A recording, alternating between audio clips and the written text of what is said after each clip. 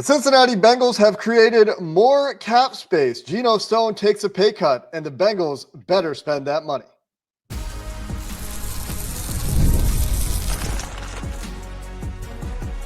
You are Locked On Bengals, your daily Cincinnati Bengals podcast. Part of the Locked On Podcast Network, your team every day. What up, Bengals fans, and welcome to another episode of the Locked On Bengals podcast, part of the Locked On Podcast Network, your team every day. I'm Jake Liscow, along with James Rapien, your host of Locked On Bengals, covering the Cincinnati Bengals since 2016. You can find James' work as well over at BengalsTalk.com. And if you're an everydayer, welcome back. We appreciate you very much. If you're not an everydayer yet, hit that subscribe button on YouTube or wherever you get your podcast to make sure you don't miss an episode. And maybe you'll even become a part of the group that makes Locked On Bengals their first listen. We appreciate all of you who make us part of your routine so very much. And the offseason program kicking off on field today, James, the first open practice of the year. Before we get there, and we will get there, and Joe Burrow was, of course, absent after attending the Met Gala on Monday night. And so for the first practice open to the media on Tuesday, he was not present. We'll get there. But Geno Stone, early on Tuesday, before I was awake, certainly, agrees to a reduced deal in exchange for some guaranteed money, James. And the Bengals continue to open up a little bit more cap space.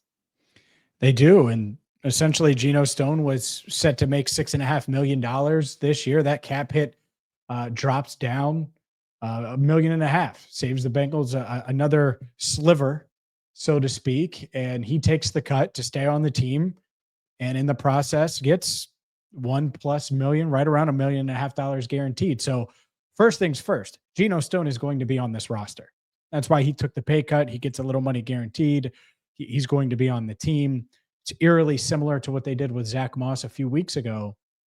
And the question here isn't necessarily about Geno. I think that they kind of entered this offseason open to other ideas, other possibilities, but knowing that they had a Jermaine Pratt issue hanging over their head, which we'll get into, and Trey Hendrickson and all of these other just question marks on defense. And they probably were sick and tired of the safety turnover. And maybe they saw something in Geno towards the end of last year that leads them to believe that he's going to be better and more successful. So certainly we're still willing to say, hey, take a pay cut to hang around, to stay here. And I think that's interesting too, considering Geno Stone is going to start for this team.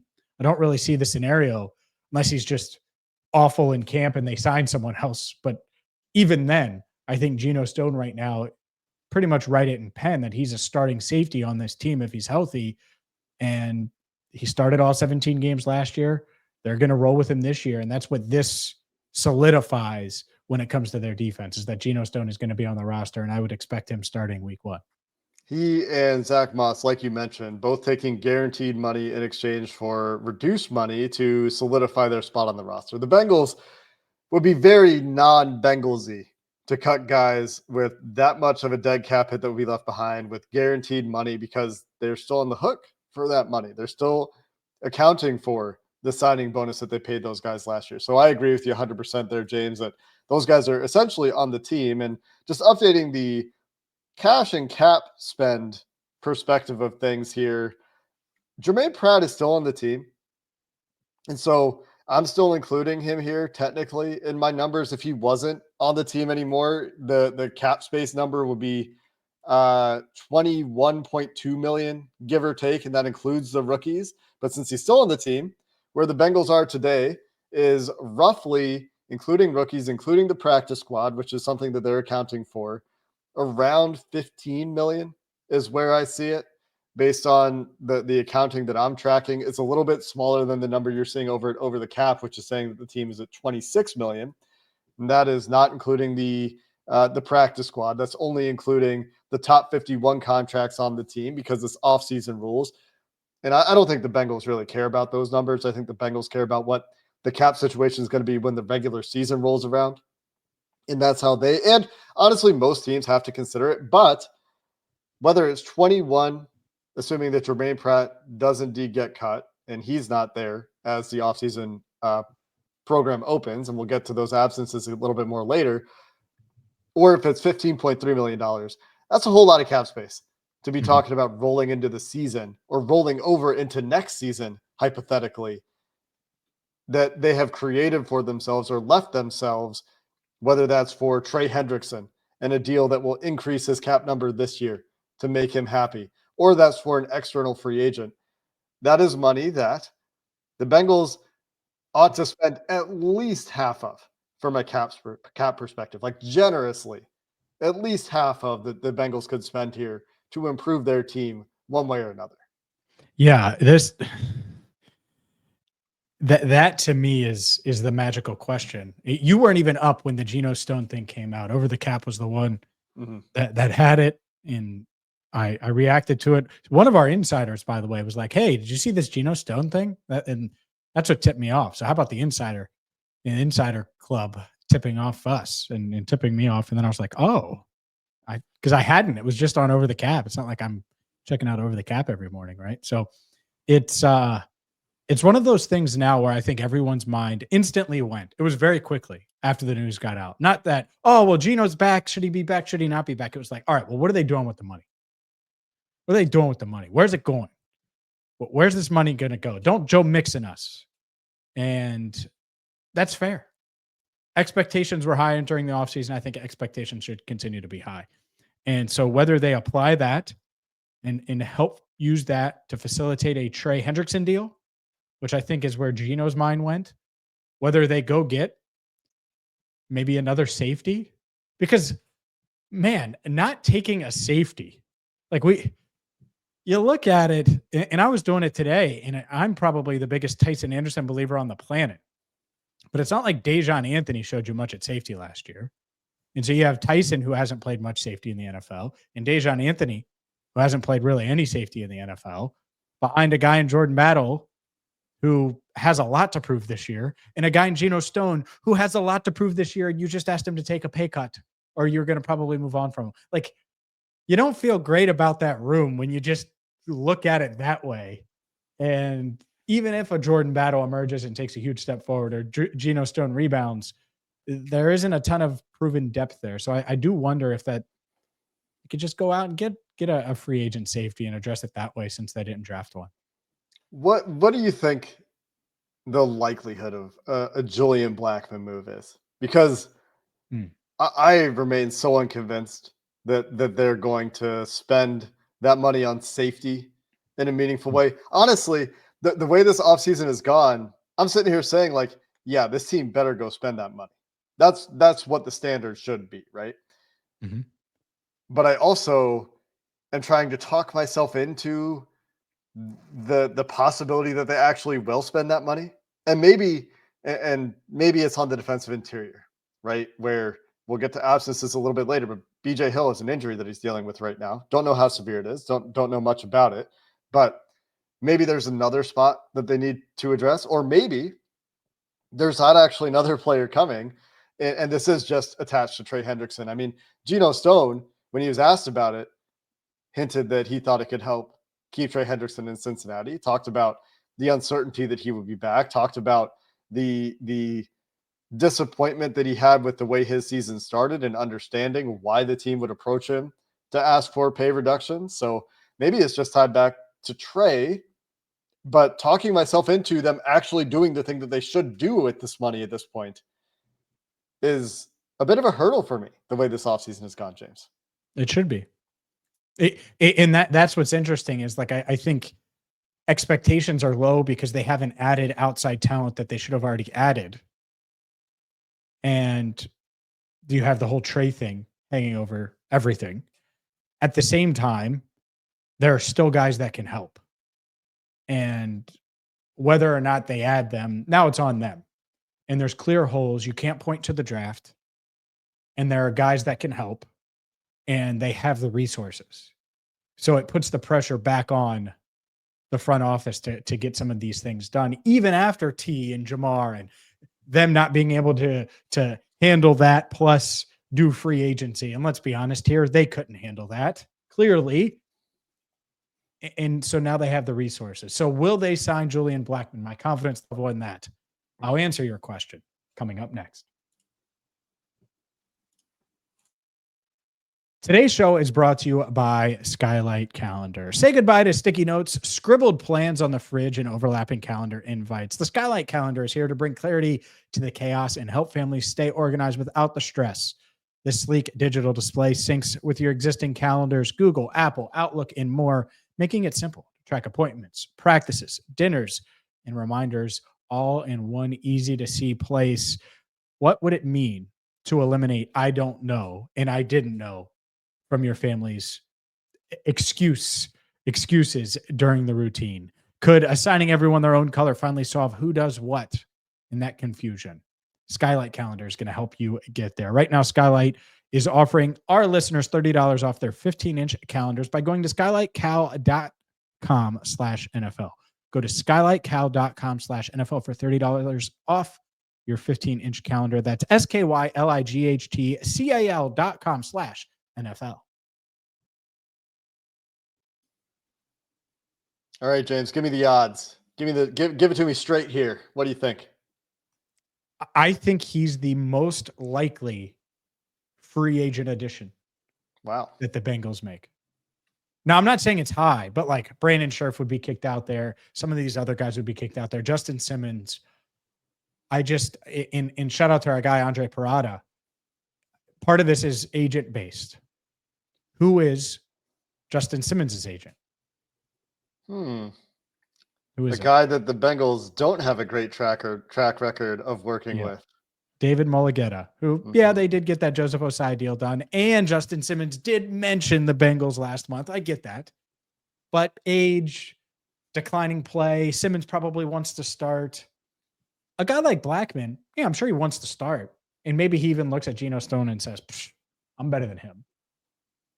But you come in, you're clearly the first safety off the bench worst case. It's one of the, on paper, worst safety rooms in the league.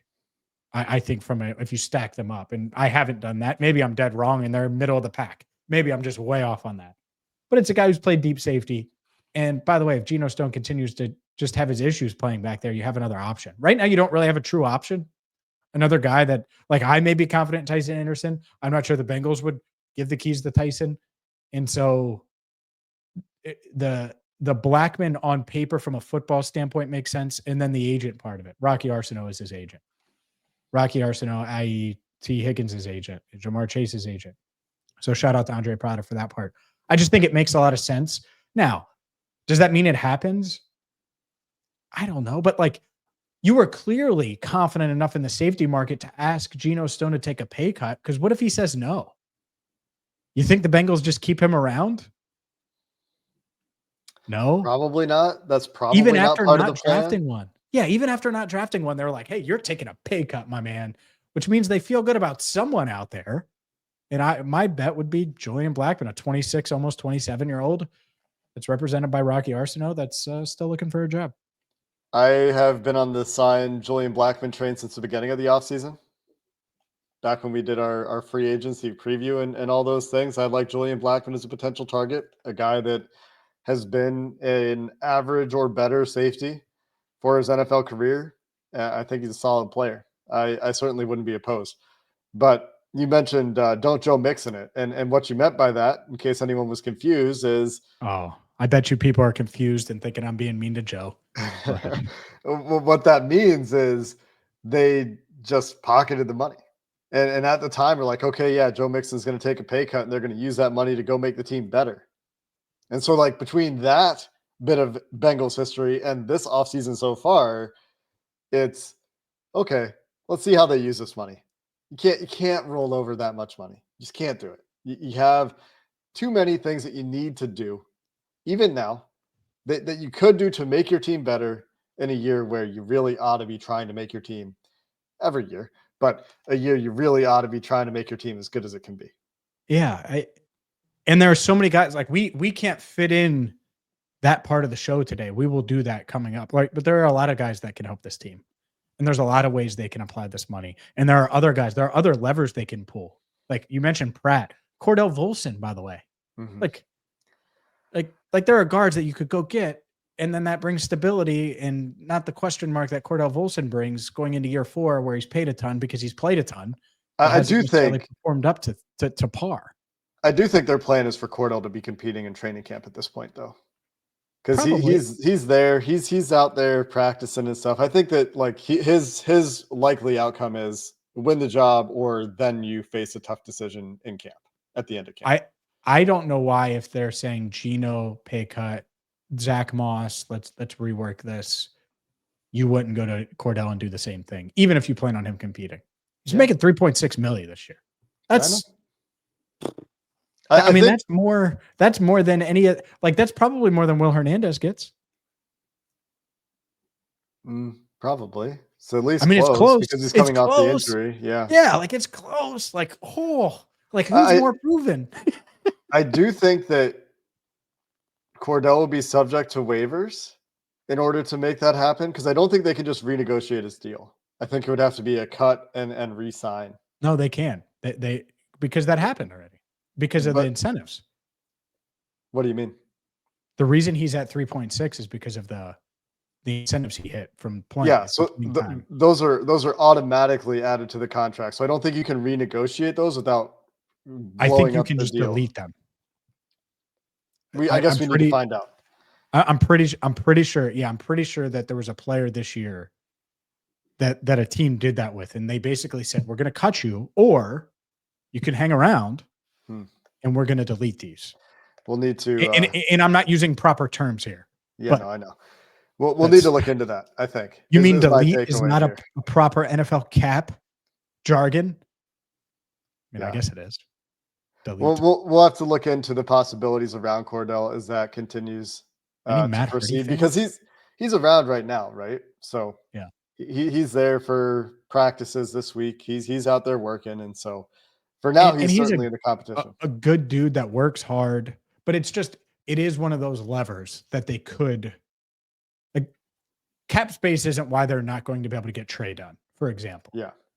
Like, that's not it. It would be organizational, how they view a 30-year-old, essentially. Willingness to spend the money is what it comes down to. Like, are they willing to literally just pay Trey that extra money, philosophically? Yeah. The Bengals did have a practice today, James, as we record. We're recording this on Tuesday. And Joe Burrow was not present. Mentioned that earlier.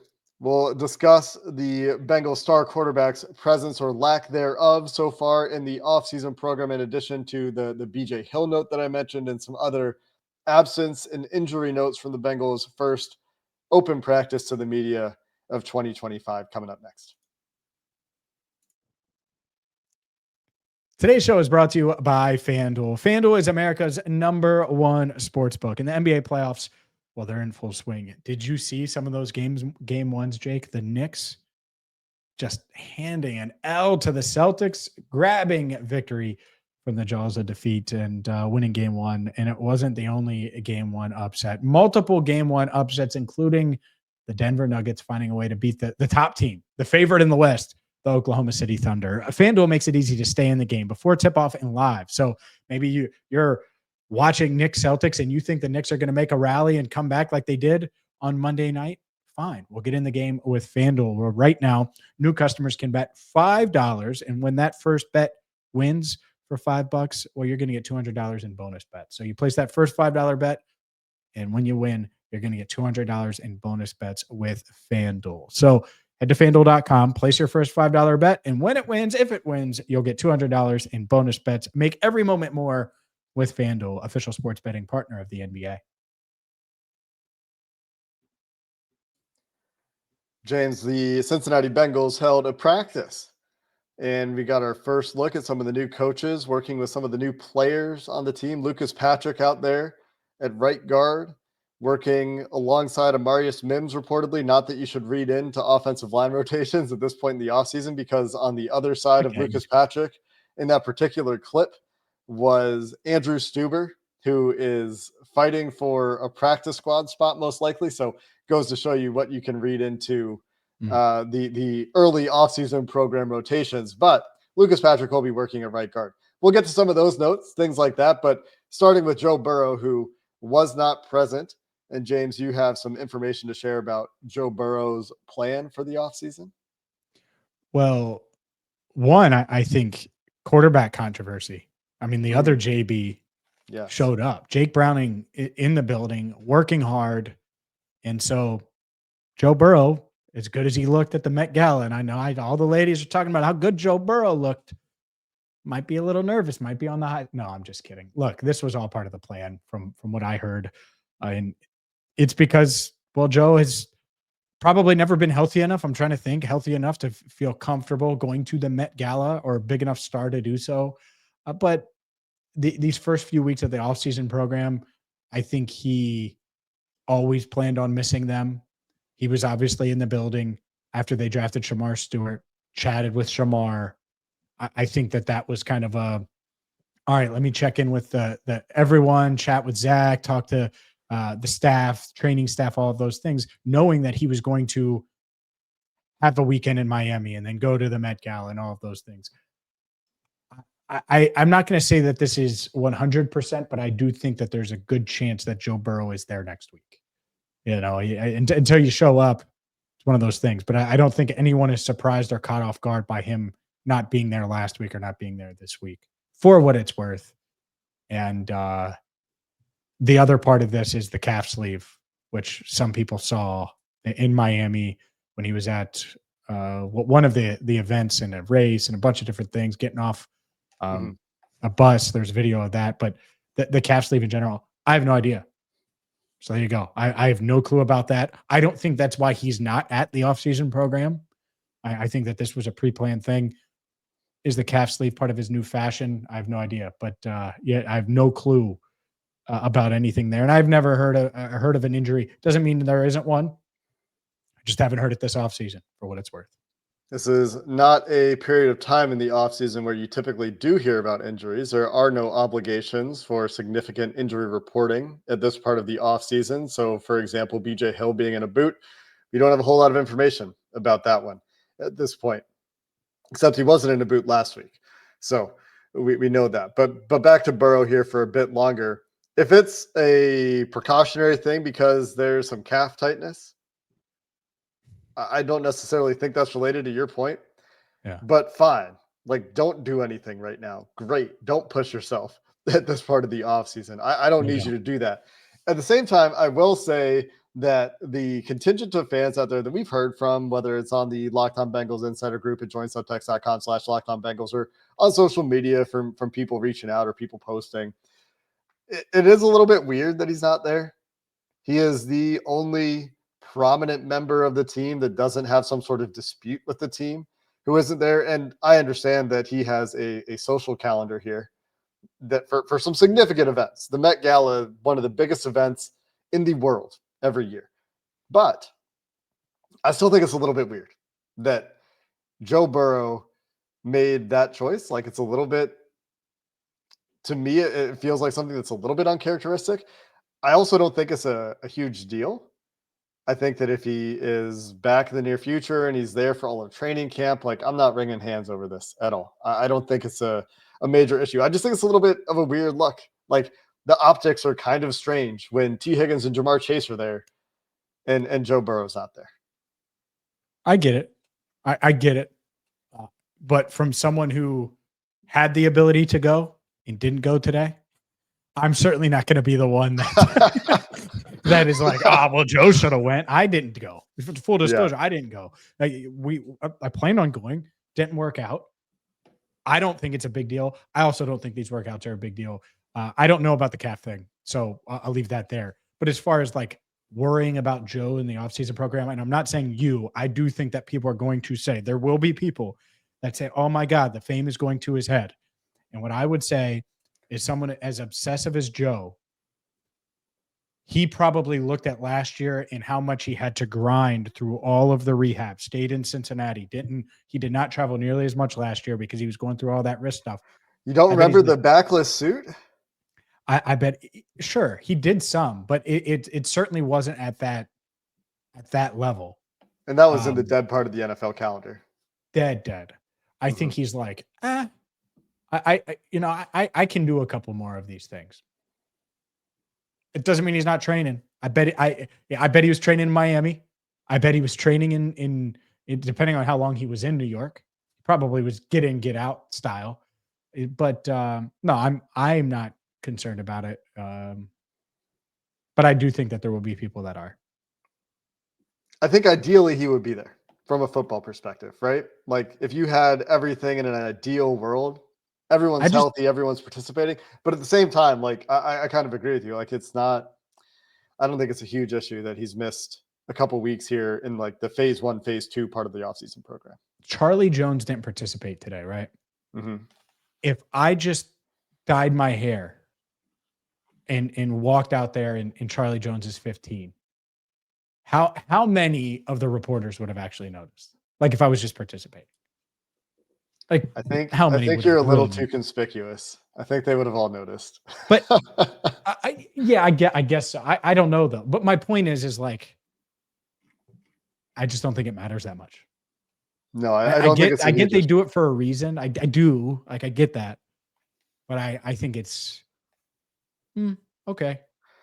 Like as long as he's there next week. Now, if he doesn't show up until OTAs, the end of the month, well then that's weird. But a couple things on the calendar. Hey, Zach, I'm going to miss a couple of those things. These are things that I've been wanting to do. I was doing rehab. Fine. Yeah. I mean, these are workouts literally all of our listeners are making it through. So, and you gotta not have a slow start, because you have a slow start, people are going to be pointing to these weeks, man. Can already this see has zero to, I mean, come on. I know, but I can already see it. That's all I'm saying. I can already see it. So let's move past Burrow here. The other ones, you mentioned Charlie Jones didn't participate. He was out there, didn't have a jersey on. Zach Moss still not out there as he's got the neck that he's working back from. Eric Hall obviously not out there as he's going to miss the season with the knee. Trey Hendrickson not there because he's trying to get paid. Obviously, Jermaine Pratt not present as the trade request is still out there. I'm surprised he's still on the team, quite frankly, as we're recording this today. Dax Hill was on the rehab field along with Cole Burgess. And BJ Hill, I've hinted at a couple of times here, he had that walking boot on. Don't know how serious it was. He was out there walking around in the boot. He was standing and everything. He was out there. He just had a boot on, wasn't a full participant. I will say it was encouraging to see Cam Sample out there, not on the rehab field, working back from the Achilles, running a hoop drill in one of the videos I saw shared by one of your esteemed colleagues on the beat who was at the practice, James. So nice to see Cam Sample back out there. But BJ Hill probably the most notable and unexpected of this list of guys who is going through something at this point here in the offseason program. Yeah, I don't want to see that. That's a reminder, by the way, of the defensive line depth. Hey, add a guy. Hey, Maurice Hurst, Julian Blackmon. Like you could start adding dudes and really upgrade this roster. We will have to get to that this week at some point. Hopefully, is Maurice Hurst really unsigned right now? That's your boy. Yeah, he's unsigned. Huh. He's had such a hard time staying healthy, but when he's on the field, he's a solid player. The Bengals, Maurice Roy Hurst Jr. is an American professional football defensive tackle who is a free agent, according to Wikipedia. I looked it up too. I read that same sentence. I do think they're pretty excited about their undrafted class that we'll see introduced next week for that rookie mini this week, Friday. Yep. Friday. It's Tuesday. I would expect that to be announced Friday morning, and like that, the undrafted class to be announced. Yeah.